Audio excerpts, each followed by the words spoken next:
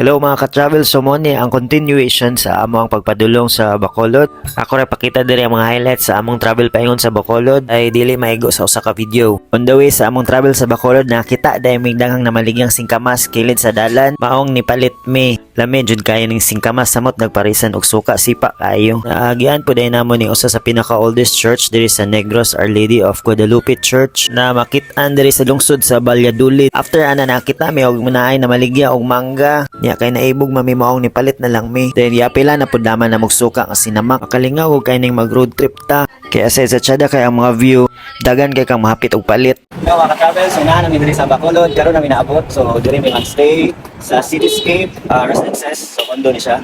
So manimi mo sulod dito. Welcome to City of Smiles! Yes. Taganan akong istorya o kabantay naabot naman demi. Hapon na demi niabot ani mga ka-travel.